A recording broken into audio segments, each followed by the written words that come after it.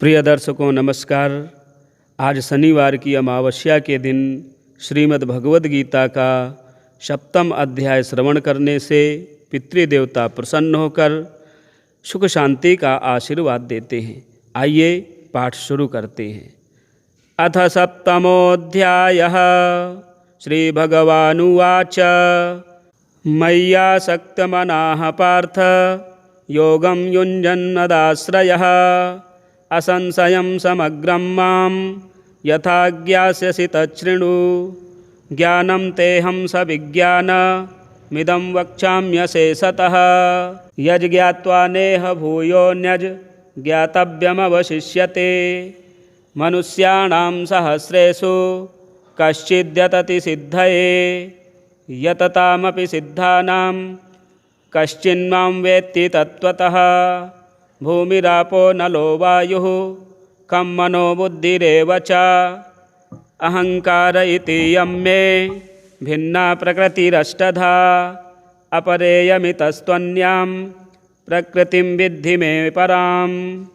जीवभूतां महाबाहो ययेदं धार्यते जगत्। एतद्योनीनि भूतानि सर्वाणीत्युपधारय। अहं कृत्स्नस्य जगतः प्रभवः प्रलयस्तथा।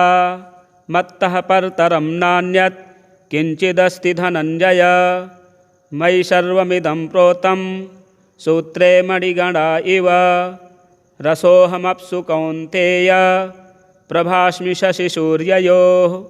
प्रणवः सर्ववेदेषु शब्दः खे पौरुषं नृषु। पुण्यो गन्धः पृथिव्याञ्च तेजश्चास्मि विभावसौ। जीवनं सर्वभूतेषु तपश्चास्मि तपस्विषु। बीजं मां सर्वभूतानां विद्धि पार्थ सनातनं। बुद्धिर्बुद्धिमतामस्मि तेजस्तेजस्विनामहं। बलं बलवतां चाहं कामरागविवर्जितं। धर्माविरुद्धो भूतेषु कामोऽस्मि भर्तर्षभ। ये चैव सात्विका भावा राजसास्तामसाश्च ये। मत्त एवेति तान् विद्धि न त्वहं तेषु ते मयि। त्रिभिर्गुणमयैर्भावैरेभिः सर्वमिदं जगत्। मोहितं नाभिजानाति मामेभ्यः परमव्ययम्। दैवी हेषा गुणमयी मम माया दुरत्यया। मामेव ये प्रपद्यन्ते मायामेतां तरन्ति ते। न मां दुष्कृतिनो मूढाः प्रपद्यन्ते नराधमाः। माययापहृतज्ञाना आसुरं भावमाश्रिताः। चतुर्विधा भजन्ते मां जनाः सुकृतिनोऽर्जुन। आर्तो जिज्ञासुरर्थार्थी ज्ञानी च भरतर्षभ। तेषां ज्ञानी नित्ययुक्त एकभक्तिर्विशिष्यते। प्रियो हि ज्ञानिनोत्यर्थमहं स च मम प्रियः। उदाराः सर्व एवैते ज्ञानी त्वात्मैव मे मतम्। आस्थितः स हि युक्तात्मा मामेवानुत्तमां गतिम्। बहूनां जन्मनामन्ते ज्ञानवान् मां प्रपद्यते। वासुदेवः सर्वमिति स महात्मा सुदुर्लभः। कामैस्तैस्तैर्हृतज्ञानाः प्रपद्यन्ते अन्यदेवताः। तं तं नियममास्थाय प्रकृत्या नियताः स्वया। यो यो यां यां तनुं भक्तः श्रद्धयार्चितुमिच्छति।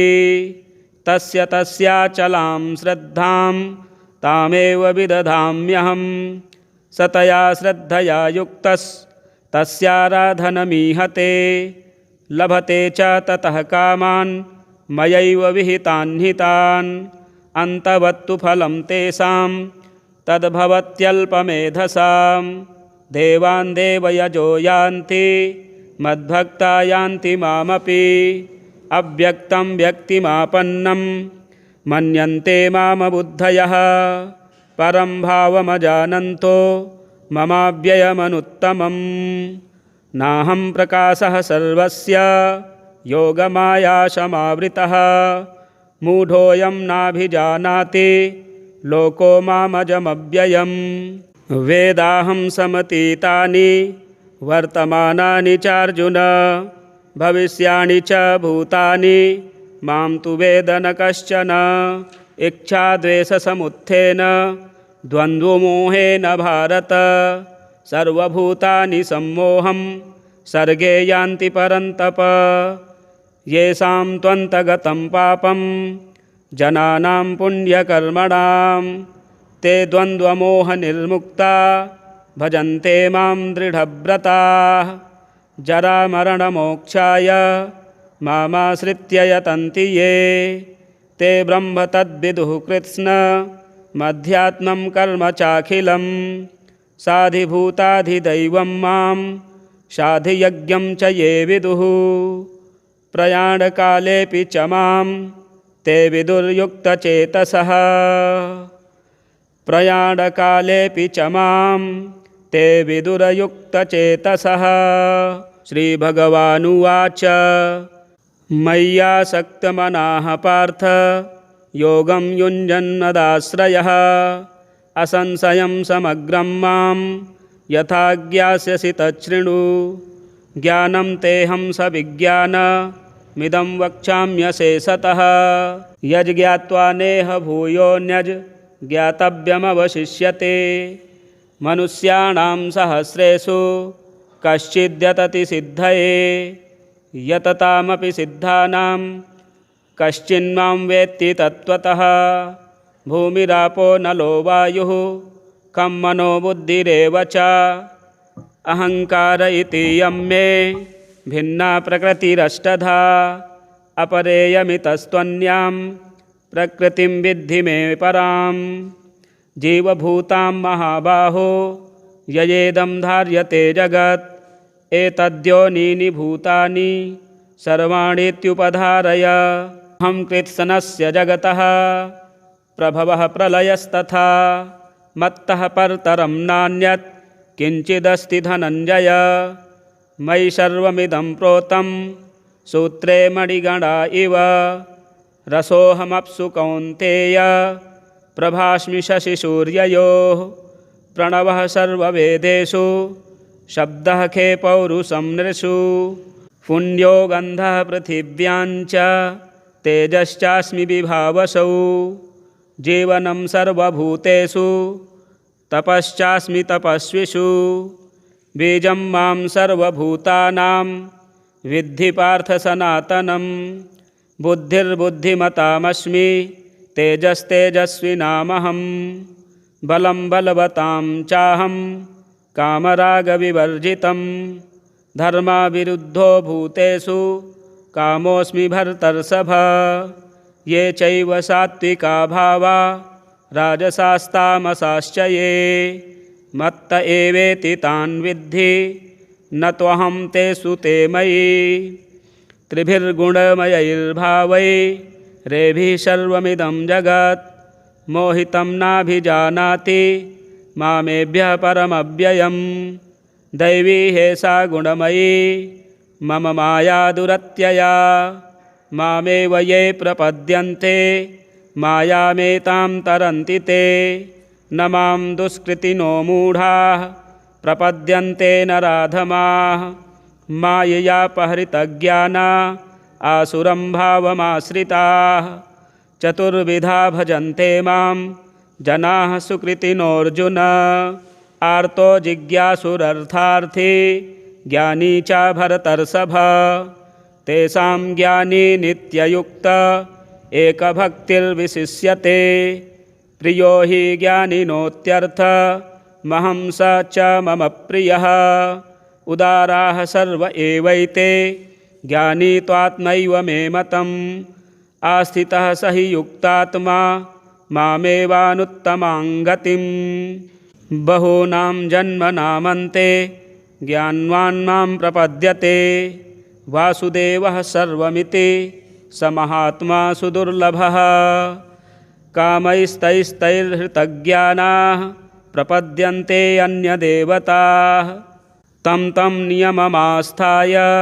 प्रकृत्या नियताः स्वया यो यो यां यां तनुं भक्तः श्रद्धयार्चितुमिच्छति तस्य तस्याचलां श्रद्धां तामेव विदधाम्यहं सतया श्रद्धया युक्तस्तस्याराधनमीहते लभते च ततः कामान् मयैव विहितान् हितान् अन्तवत्तु फलं तेषां तद्भवत्यल्पमेधसां देवान् देवयजो यान्ति मद्भक्ता यान्ति मामपि अव्यक्तं व्यक्तिमापन्नं मन्यन्ते मामबुद्धयः परं भावमजानन्तो ममाव्ययमनुत्तमम् नाहं प्रकाशः सर्वस्य योगमायाशमावृतः मूढोऽयं नाभिजानाति लोको मामजमव्ययम् वेदाहं समतीतानि वर्तमानानि चार्जुन भविष्याणि च भूतानि मां तु वेद न कश्चन इच्छाद्वेषसमुत्थेन द्वन्द्वमोहेन भारत सर्वभूतानि सम्मोहं सर्गे यान्ति परन्तप येषां त्वन्तगतं पापं जनानां पुण्यकर्मणां ते द्वन्द्वमोहनिर्मुक्ता भजन्ते मां दृढव्रताः जरामरणमोक्षाय मामाश्रित्य यतन्ति ये ते ब्रह्म तद्विदुः कृत्स्नमध्यात्मं कर्म चाखिलं साधिभूताधिदैवं मां साधियज्ञं च ये विदुः प्रयाणकालेऽपि च मां ते विदुर्युक्तचेतसः प्रयाणकालेऽपि च मां ते विदुरयुक्तचेतसः श्रीभगवानुवाच मय्यासक्तमनाः पार्थ योगं युञ्जन्नदाश्रयः असंशयं समग्रं मां यथा ज्ञास्यसि तच्छृणु ज्ञानं तेऽहं सविज्ञानमिदं वक्ष्याम्यशेषतः यज्ज्ञात्वा नेह भूयोऽन्यज् ज्ञातव्यमवशिष्यते मनुष्याणां सहस्रेषु कश्चिद्यतति सिद्धये यततामपि सिद्धानां कश्चिन्मां वेत्ति तत्त्वतः भूमिरापो नलो वायुः खं मनो बुद्धिरेव च अहङ्कार इति यं मे भिन्ना प्रकृतिरष्टधा अपरेयमितस्त्वन्यां प्रकृतिं विद्धि मे परां जीवभूतां महाबाहो ययेदं धार्यते जगत् एतद्योनीनि भूतानि सर्वाणीत्युपधारय अहं कृत्स्नस्य जगतः प्रभवः प्रलयस्तथा मत्तः परतरं नान्यत् किञ्चिदस्ति धनञ्जय मयि सर्वमिदं प्रोतं सूत्रे मणिगणा इव रसोऽहमप्सु कौन्तेय प्रभास्मि शशिसूर्ययोः प्रणवः सर्ववेदेषु शब्दः खे पौरुषं नृषु पुण्यो गन्धः पृथिव्याञ्च तेजश्चास्मि विभावसौ जीवनं सर्वभूतेषु तपश्चास्मि तपस्विषु बीजं मां सर्वभूतानां विद्धि पार्थ सनातनं बुद्धिर्बुद्धिमतामस्मि तेजस्तेजस्विनामहं बलं बलवतां चाहं कामरागविवर्जितं धर्माविरुद्धो भूतेषु कामोऽस्मि भर्तर्षभ ये चैव सात्विका भावा राजसास्तामसाश्च ये मत्त एवेति तान् विद्धि न त्वहं तेषु ते मयि त्रिभिर्गुणमयैर्भावैरेभिः सर्वमिदं जगत् मोहितं नाभिजानाति मामेभ्यः परमव्ययम् दैवी हेषा गुणमयी मम माया दुरत्यया मामेव ये प्रपद्यन्ते मायामेतां तरन्ति ते न मां दुष्कृतिनो मूढाः प्रपद्यन्ते नराधमाः माययापहृतज्ञाना आसुरं भावमाश्रिताः चतुर्विधा भजन्ते मां जनाः सुकृतिनोऽर्जुन आर्तो जिज्ञासुरर्थार्थी ज्ञानी च भरतर्षभ तेषां ज्ञानी नित्ययुक्त एकभक्तिर्विशिष्यते प्रियो हि ज्ञानिनोत्यर्थ महं स च मम प्रियः उदाराः सर्व एवैते ज्ञानी त्वात्मैव मे मतम् आस्थितः स हि युक्तात्मा मामेवानुत्तमां गतिम् बहूनां जन्मनामन्ते ज्ञानवान् मां प्रपद्यते वासुदेवः सर्वमिति स महात्मा सुदुर्लभः कामैस्तैस्तैर्हृतज्ञानाः प्रपद्यन्ते अन्यदेवताः तं तं नियममास्थाय प्रकृत्या नियताः स्वया यो यो यां यां तनुं भक्तः श्रद्धयार्चितुमिच्छति तस्य तस्याचलां श्रद्धां तामेव विदधाम्यहं सतया श्रद्धया युक्तस्तस्याराधनमीहते लभते च ततः कामान् मयैव विहितान् हितान् अन्तवत्तु फलं तेषां तद्भवत्यल्पमेधसां देवान् देवयजो यान्ति मद्भक्ता यान्ति मामपि अव्यक्तं व्यक्तिमापन्नं मन्यन्ते मामबुद्धयः परं भावमजानन्तो ममाव्ययमनुत्तमम् नाहं प्रकाशः सर्वस्य योगमायाशमावृतः मूढोऽयं नाभिजानाति लोको मामजमव्ययम् वेदाहं समतीतानि वर्तमानानि चार्जुन भविष्याणि च भूतानि मां तु वेद न कश्चन इच्छाद्वेषसमुत्थेन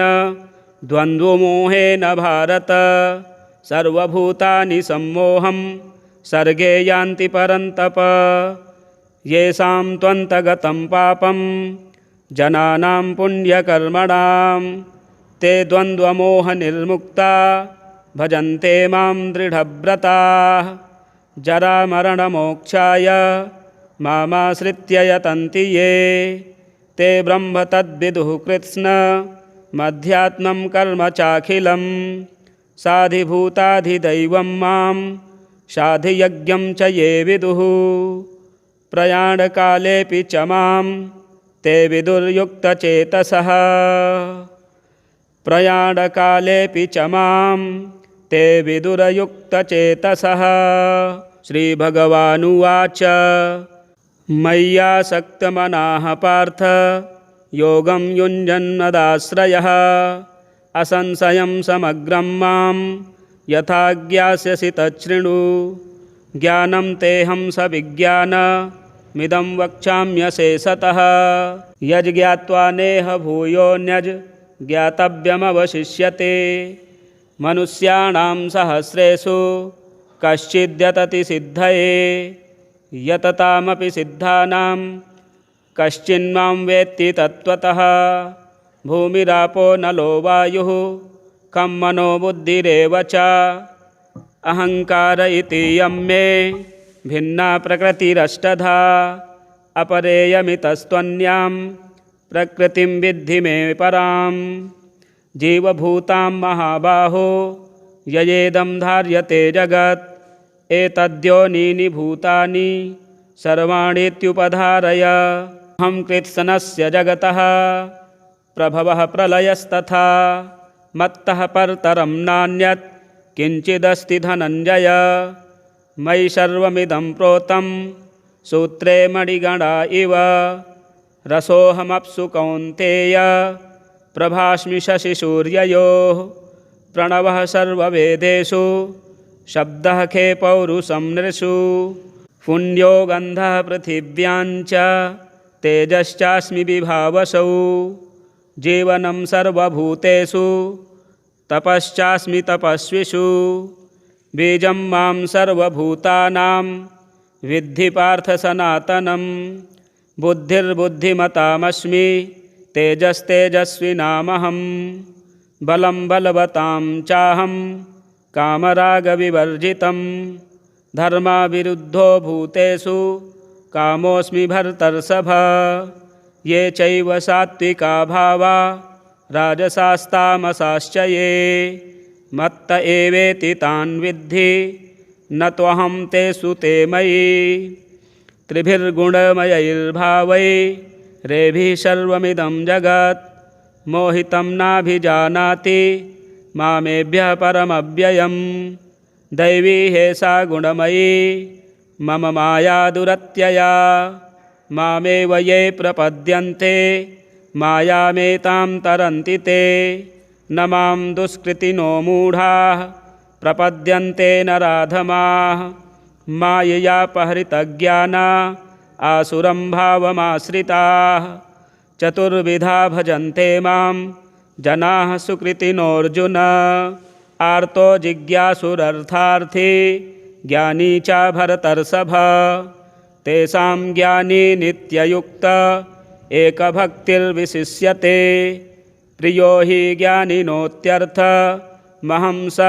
च मम प्रियः उदाराः सर्व एवैते ज्ञानी त्वात्मैव मे मतम् आस्थितः स हि युक्तात्मा मामेवानुत्तमां गतिं बहूनां जन्मनामन्ते ज्ञानवान् मां प्रपद्यते वासुदेवः सर्वमिति स महात्मा सुदुर्लभः कामैस्तैस्तैर्हृतज्ञानाः प्रपद्यन्ते अन्यदेवताः तं तं नियममास्थाय प्रकृत्या नियताः स्वया यो यो यां यां तनुं भक्तः श्रद्धयार्चितुमिच्छति तस्य तस्याचलां श्रद्धां तामेव विदधाम्यहं सतया श्रद्धया युक्तस्तस्याराधनमीहते लभते च ततः कामान् मयैव विहितान् हितान्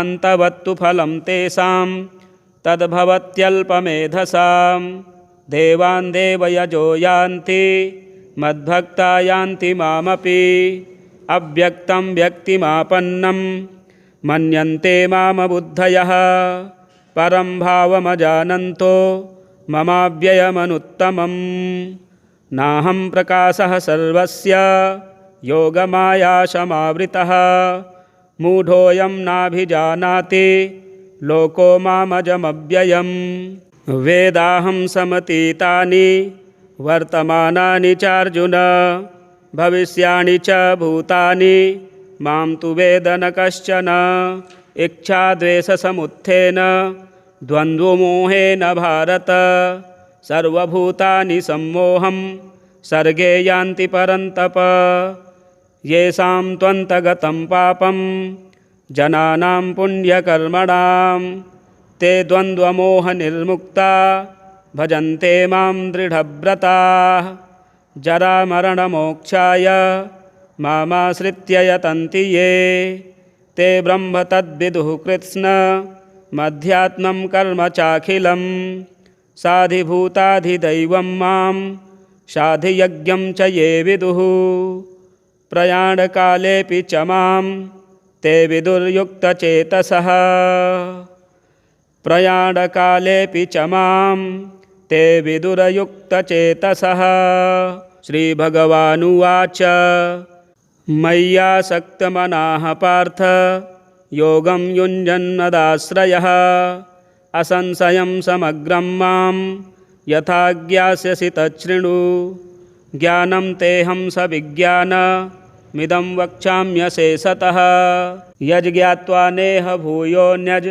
ज्ञातव्यमवशिष्यते मनुष्याणां सहस्रेषु कश्चिद्यतति सिद्धये यततामपि सिद्धानां कश्चिन्मां वेत्ति तत्त्वतः भूमिरापो नलो वायुः खं मनो बुद्धिरेव च अहङ्कार इति यं मे भिन्ना प्रकृतिरष्टधा अपरेयमितस्त्वन्यां प्रकृतिं विद्धि मे परां जीवभूतां महाबाहो ययेदं धार्यते जगत् एतद्योनीनि भूतानि सर्वाणीत्युपधारय अहं कृत्स्नस्य जगतः प्रभवः प्रलयस्तथा मत्तः परतरं नान्यत् किञ्चिदस्ति धनञ्जय मयि सर्वमिदं प्रोतं सूत्रे मणिगणा इव रसोऽहमप्सु कौन्तेय प्रभास्मि शशिसूर्ययोः प्रणवः सर्ववेदेषु शब्दः खे पौरुषं नृषु पुण्यो गन्धः पृथिव्याञ्च तेजश्चास्मि विभावसौ जीवनं सर्वभूतेषु तपश्चास्मि तपस्विषु बीजं मां सर्वभूतानां विद्धि पार्थ सनातनं बुद्धिर्बुद्धिमतामस्मि तेजस्तेजस्विनामहं बलं बलवतां चाहं कामरागविवर्जितं धर्माविरुद्धो भूतेषु कामोऽस्मि भर्तर्षभ ये चैव सात्विका भावा राजसास्तामसाश्च ये मत्त एवेति तान् विद्धि न त्वहं तेषु ते मयि त्रिभिर्गुणमयैर्भावैरेभिः सर्वमिदं जगत् मोहितं नाभिजानाति मामेभ्यः परमव्ययं दैवी हेषा गुणमयी मम माया दुरत्यया मामेव ये प्रपद्यन्ते मायामेतां तरन्ति ते न मां दुष्कृतिनो मूढाः प्रपद्यन्ते नराधमाः माययापहृतज्ञाना आसुरं भावमाश्रिताः चतुर्विधा भजन्ते मां जनाः सुकृतिनोऽर्जुन आर्तो जिज्ञासुरर्थार्थी ज्ञानी च भरतर्षभ तेषां ज्ञानी नित्ययुक्त एकभक्तिर्विशिष्यते प्रियो हि ज्ञानिनोत्यर्थ महं स च मम प्रियः उदाराः सर्व एवैते ज्ञानी त्वात्मैव मे मतम् आस्थितः स हि युक्तात्मा मामेवानुत्तमां गतिं बहूनां जन्मनामन्ते ज्ञानवान् मां प्रपद्यते वासुदेवः सर्वमिति स महात्मा सुदुर्लभः कामैस्तैस्तैर्हृतज्ञानाः प्रपद्यन्ते अन्यदेवताः तं तं नियममास्थाय प्रकृत्या नियताः स्वया यो यो यां यां तनुं भक्तः श्रद्धयार्चितुमिच्छति तस्य तस्याचलां श्रद्धां तामेव विदधाम्यहं स तया श्रद्धया युक्तस्तस्याराधनमीहते लभते च ततः कामान् मयैव विहितान् हितान् अन्तवत्तु फलं तेषां तद्भवत्यल्पमेधसां देवान् देवयजो यान्ति मद्भक्ता यान्ति मामपि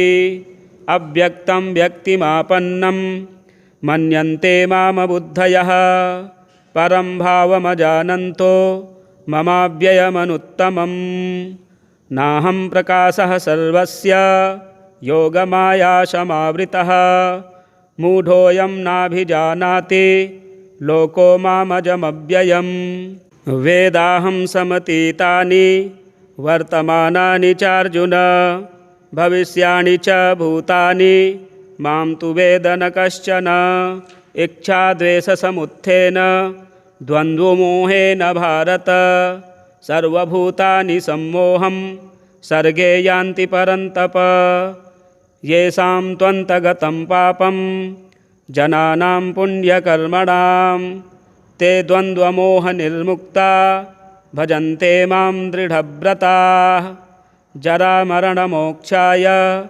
मामाश्रित्य यतन्ति ये ते ब्रह्म तद्विदुः कृत्स्न मध्यात्मं कर्म चाखिलं साधिभूताधिदैवं मां साधियज्ञं च ये विदुः प्रयाणकालेऽपि च मां ते विदुर्युक्तचेतसः प्रयाणकालेऽपि च मां ते विदुरयुक्तचेतसः श्रीभगवानुवाच मय्यासक्तमनाः पार्थ योगं युञ्जन्नदाश्रयः असंशयं समग्रं मां यथा ज्ञास्यसि तच्छृणु ज्ञानं तेऽहं सविज्ञानमिदं वक्ष्याम्यशेषतः यज्ज्ञात्वा नेह भूयोऽन्यज् ज्ञातव्यमवशिष्यते।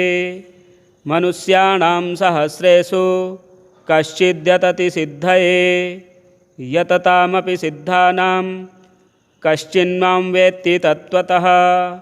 भूमिरापो नलो वायुः खं मनो बुद्धिरेव च। अहंकार इति यं मे भिन्ना प्रकृतिरष्टधा। अपरेयमितस्त्वन्यां प्रकृतिं विद्धि मे पराम्।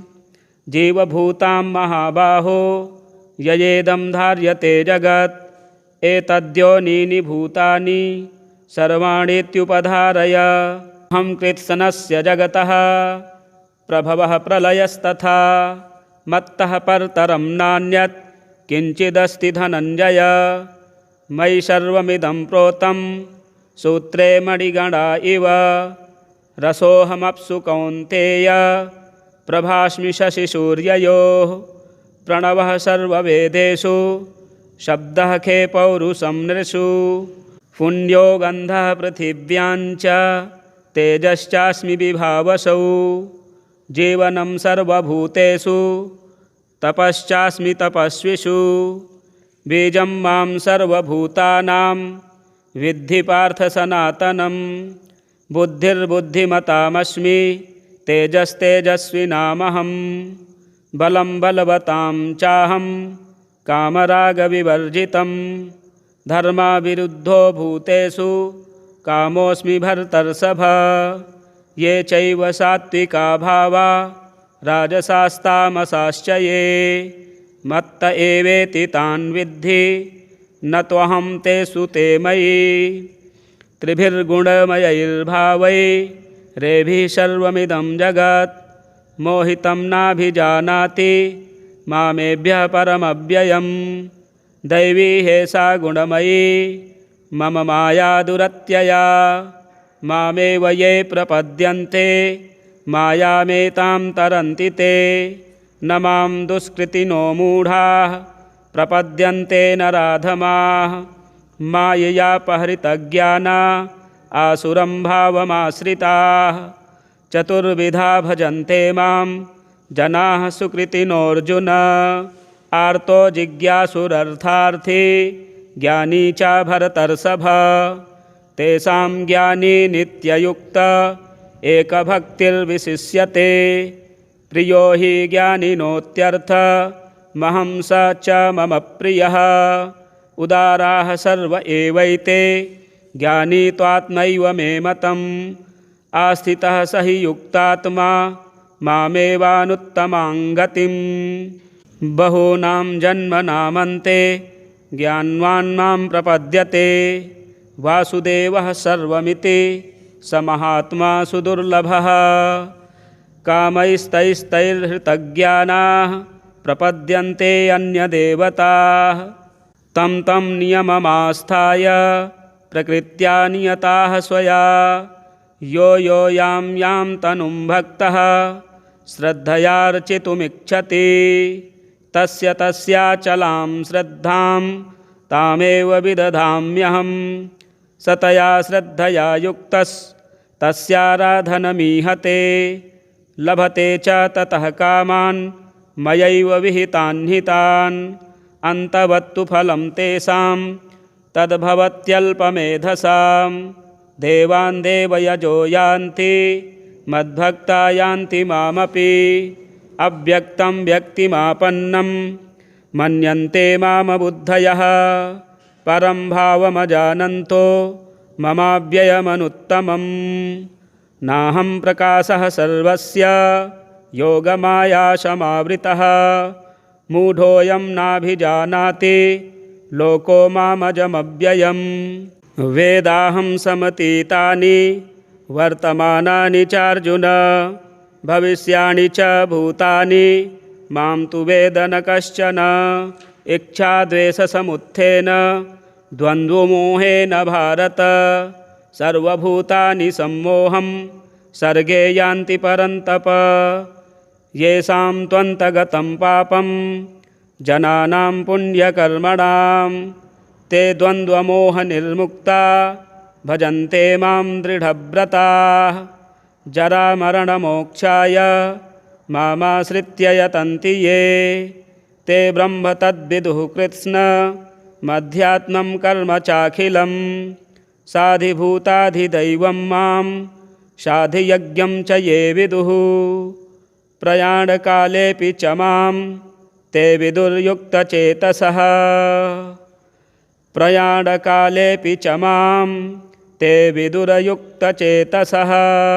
श्रीभगवानुवाच मय्यासक्तमनाः पार्थ योगं युञ्जन्नदाश्रयः असंशयं समग्रं मां यथा ज्ञास्यसि तच्छृणु ज्ञानं तेऽहं सविज्ञानमिदं वक्ष्याम्यशेषतः यज्ज्ञात्वा नेह भूयोऽन्यज् ज्ञातव्यमवशिष्यते मनुष्याणां सहस्रेषु कश्चिद्यतति सिद्धये यततामपि सिद्धानां कश्चिन्मां वेत्ति तत्त्वतः भूमिरापो नलो वायुः खं मनो बुद्धिरेव च अहङ्कार इति यं मे भिन्ना प्रकृतिरष्टधा अपरेयमितस्त्वन्यां प्रकृतिं विद्धि मे परां जीवभूतां महाबाहो ययेदं धार्यते जगत्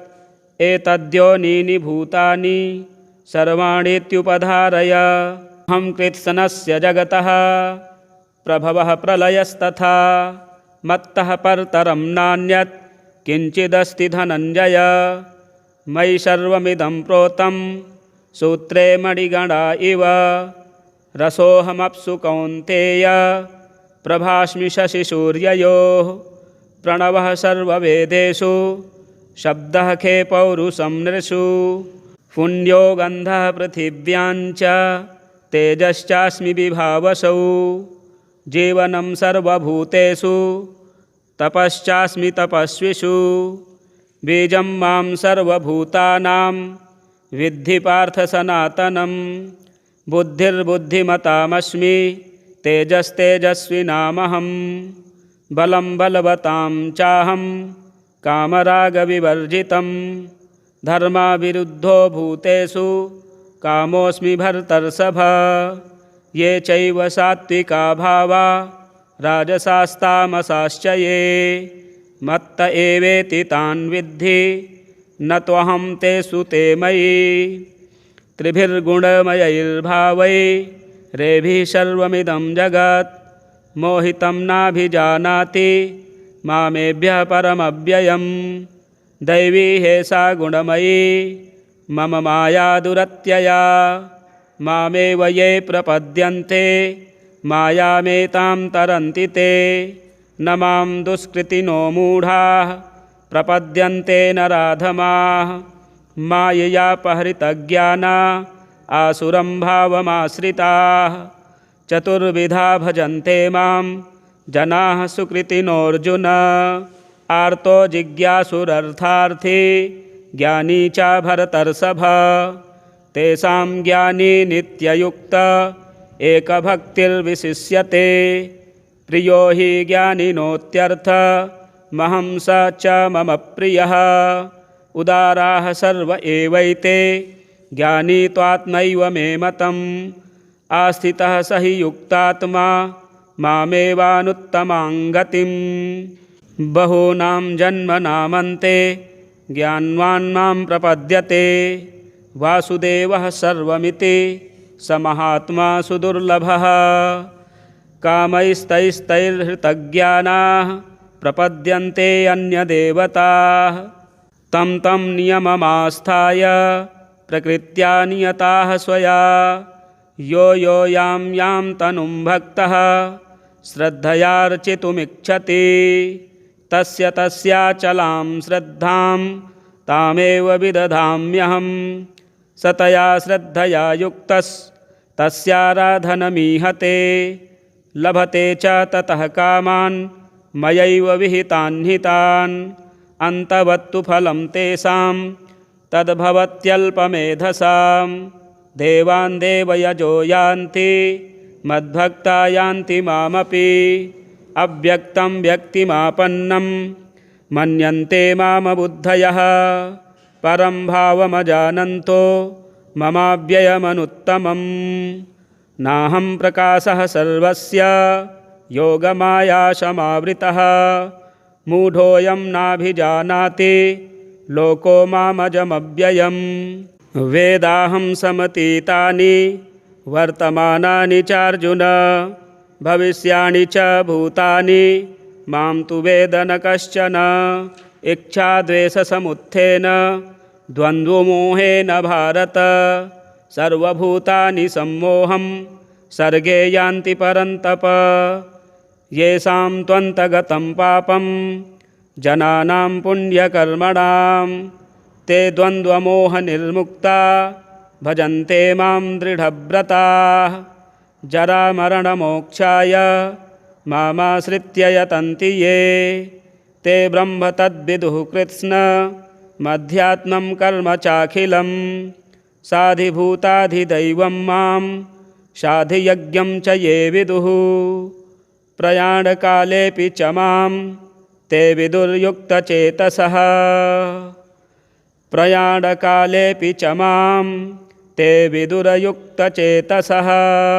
श्रीभगवानुवाच मय्यासक्तमनाः पार्थ योगं युञ्जन्मदाश्रयः, असंशयं समग्रं मां यथा ज्ञास्यसि तच्छृणु। ज्ञानं तेऽहं सविज्ञानमिदं वक्ष्याम्यशेषतः।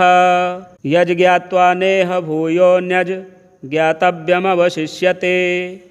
मनुष्याणां सहस्रेषु कश्चिद्यतति सिद्धये, यततामपि सिद्धानां कश्चिन्मां वेत्ति तत्त्वतः। भूमिरापो नलो वायुः खं मनो बुद्धिरेव च, अहङ्कार इति यं मे भिन्ना प्रकृतिरष्टधा। अपरेयमितस्त्वन्यां प्रकृतिं विद्धि मे परां। जीवभूतां महाबाहो ययेदं धार्यते जगत्, एतद्योनीनि भूतानि सर्वाणीत्युपधारय। अहं कृत्स्नस्य जगतः प्रभवः प्रलयस्तथा, मत्तः परतरं नान्यत् किञ्चिदस्ति धनञ्जय। मयि सर्वमिदं प्रोतं सूत्रे मणिगणा इव, रसोऽहमप्सु कौन्तेय प्रभास्मि शशिसूर्ययोः। प्रणवः सर्ववेदेषु शब्दः खे पौरुषं नृषु, पुण्यो गन्धः पृथिव्याञ्च तेजश्चास्मि विभावसौ। जीवनं सर्वभूतेषु तपश्चास्मि तपस्विषु, बीजं मां सर्वभूतानां विद्धि पार्थ सनातनं। बुद्धिर्बुद्धिमतामस्मि तेजस्तेजस्विनामहं, बलं बलवतां चाहं कामरागविवर्जितं। धर्माविरुद्धो भूतेषु कामोऽस्मि भर्तर्षभ। ये चैव सात्विका भावा राजसास्तामसाश्च ये, मत्त एवेति तान् विद्धि न त्वहं तेषु ते मयि। त्रिभिर्गुणमयैर्भावैरेभिः सर्वमिदं जगत्, मोहितं नाभिजानाति मामेभ्यः परमव्ययम्। दैवी हेषा गुणमयी मम माया दुरत्यया, मामेव ये प्रपद्यन्ते मायामेतां तरन्ति ते।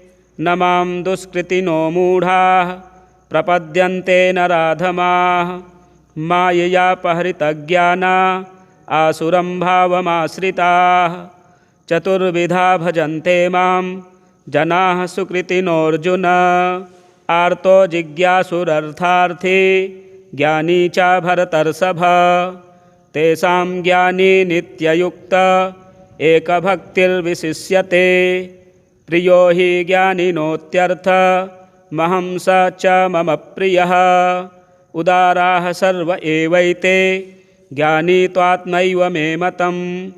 आस्थितः स हि युक्तात्मा मामेवानुत्तमां गतिम्। बहूनां जन्मनामन्ते ज्ञानवान् मां प्रपद्यते। वासुदेवः सर्वमिति स महात्मा सुदुर्लभः। कामैस्तैस्तैर्हृतज्ञानाः प्रपद्यन्ते अन्यदेवताः तं तं नियममास्थाय प्रकृत्या नियताः स्वया यो यो यां यां तनुं भक्तः श्रद्धयार्चितुमिच्छति तस्य तस्याचलां श्रद्धां तामेव विदधाम्यहं सतया श्रद्धया युक्तस्तस्याराधनमीहते लभते च ततः कामान् मयैव विहितान् हितान् अन्तवत्तु फलं तेषां तद्भवत्यल्पमेधसां देवान् देवयजो यान्ति मद्भक्ता यान्ति मामपि अव्यक्तं व्यक्तिमापन्नं मन्यन्ते मामबुद्धयः परं भावमजानन्तो ममाव्ययमनुत्तमम् नाहं प्रकाशः सर्वस्य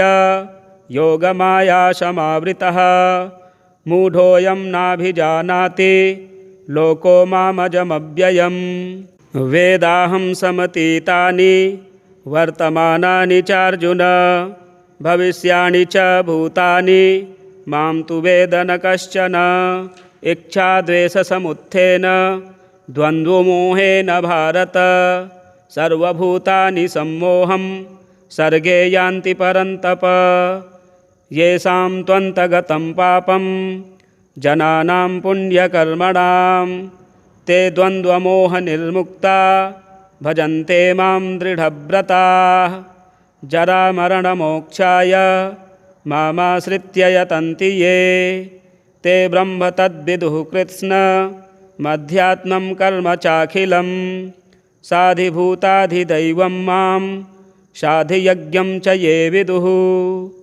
प्रयाणकालेऽपि च मां ते विदुर्युक्तचेतसः प्रयाणकालेऽपि च मां ते विदुरयुक्तचेतसः।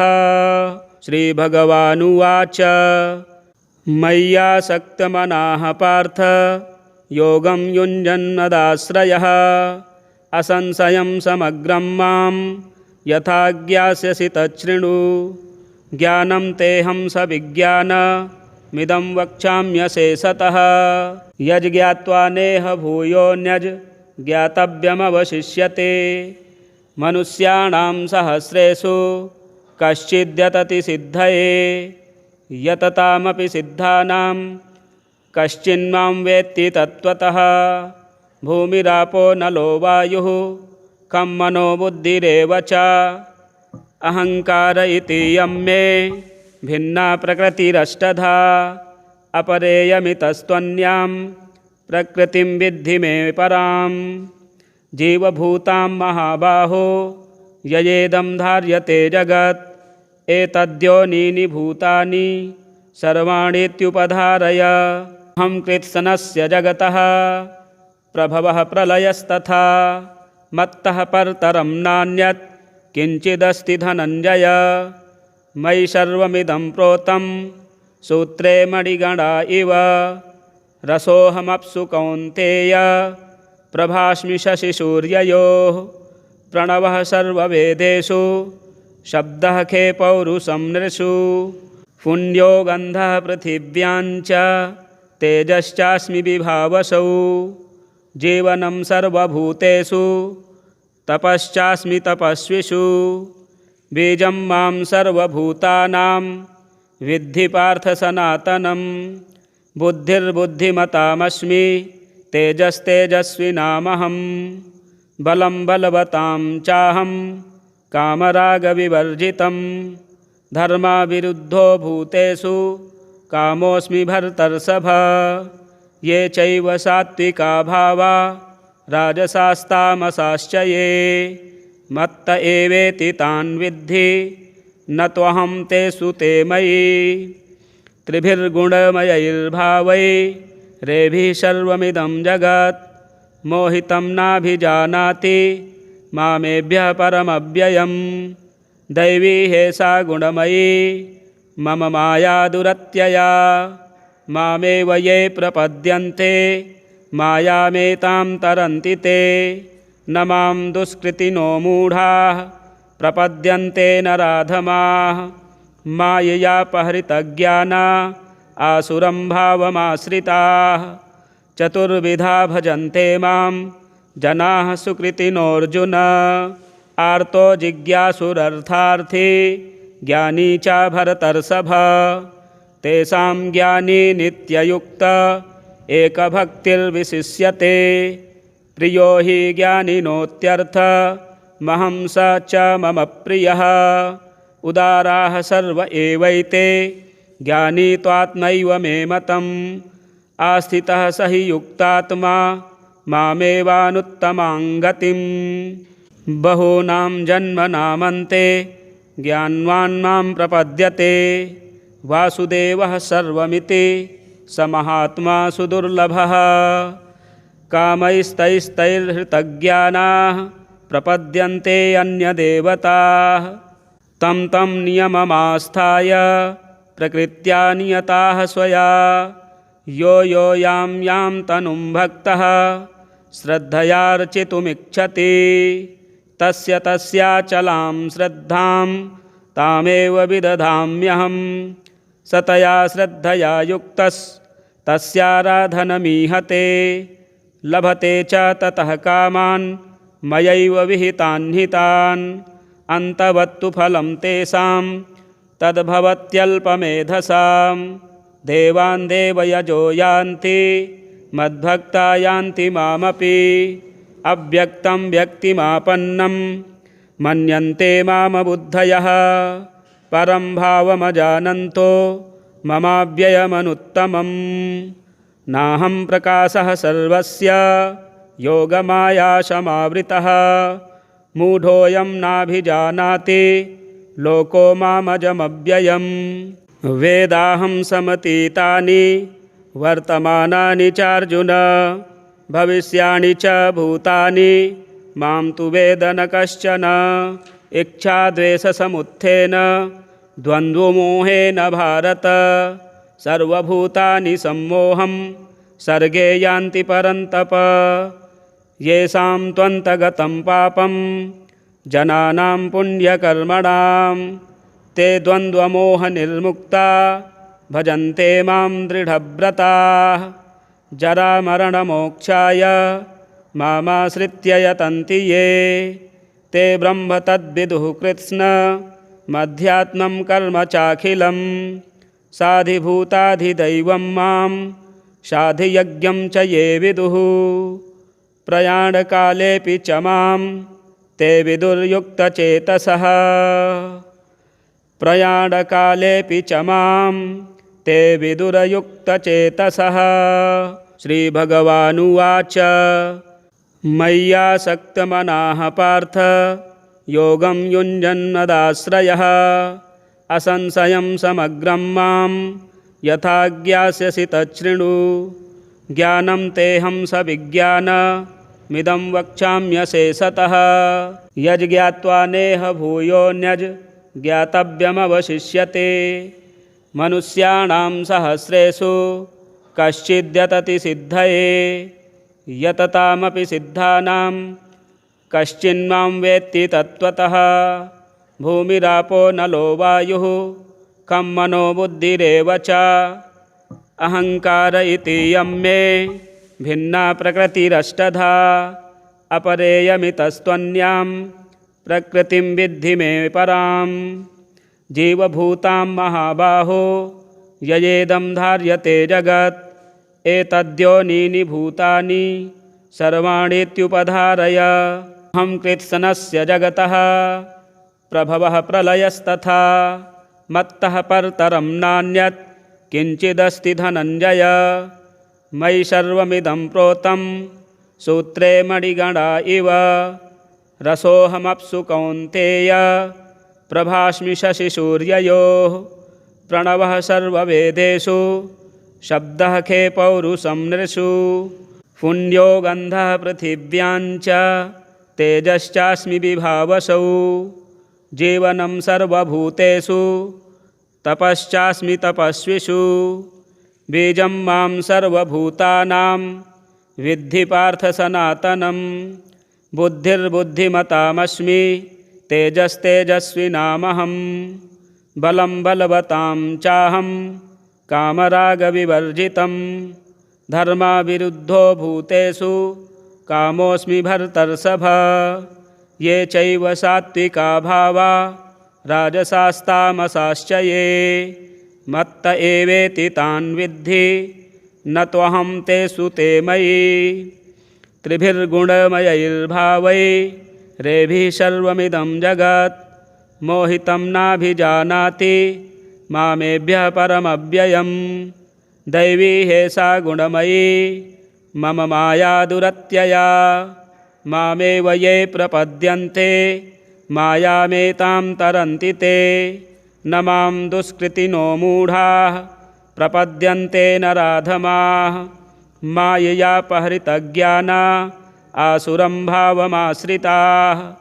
चतुर्विधा भजन्ते मां जनाः सुकृतिनोऽर्जुन आर्तो जिज्ञासुरर्थार्थी ज्ञानी च भरतर्षभ। तेषां ज्ञानी नित्ययुक्त एकभक्तिर्विशिष्यते प्रियो हि ज्ञानिनोत्यर्थमहं स च मम प्रियः। उदाराः सर्व एवैते ज्ञानी त्वात्मैव मे मतम् आस्थितः स हि युक्तात्मा मामेवानुत्तमां गतिम्। बहूनां जन्मनामन्ते ज्ञानवान् मां प्रपद्यते वासुदेवः सर्वमिति स महात्मा सुदुर्लभः। कामैस्तैस्तैर्हृतज्ञानाः प्रपद्यन्ते अन्यदेवताः तं तं नियममास्थाय प्रकृत्या नियताः स्वया। यो यो यां यां तनुं भक्तः श्रद्धयार्चितुमिच्छति तस्य तस्याचलां श्रद्धां तामेव विदधाम्यहं। सतया श्रद्धया युक्तस्तस्याराधनमीहते लभते च ततः कामान् मयैव विहितान् हितान्। अन्तवत्तु फलं तेषां तद्भवत्यल्पमेधसां।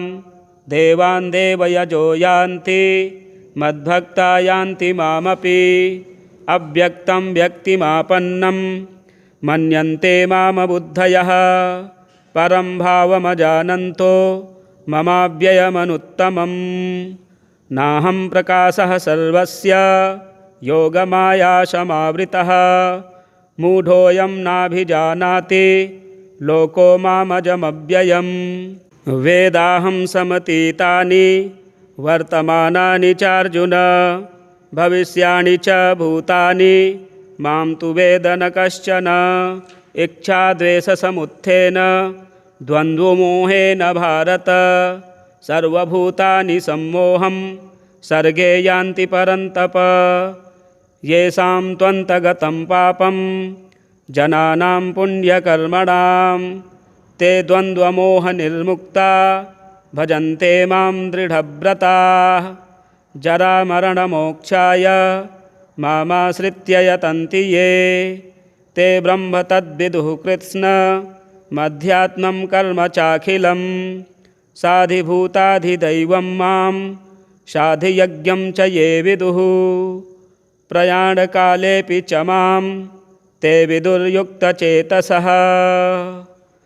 प्रयाणकालेऽपि च मां ते विदुरयुक्तचेतसः। श्रीभगवानुवाच मय्यासक्तमनाः पार्थ योगं युञ्जन्नदाश्रयः असंशयं समग्रं मां यथा ज्ञास्यसि तच्छृणु। ज्ञानं तेऽहं सविज्ञानमिदं वक्ष्याम्यशेषतः। यज्ज्ञात्वा नेह भूयोऽन्यज् ज्ञातव्यमवशिष्यते। मनुष्याणां सहस्रेषु कश्चिद्यतति सिद्धये यततामपि सिद्धानां कश्चिन्मां वेत्ति तत्त्वतः। भूमिरापो नलो वायुः खं मनो बुद्धिरेव च अहङ्कार इति यं मे भिन्ना प्रकृतिरष्टधा। अपरेयमितस्त्वन्यां प्रकृतिं विद्धि मे परां।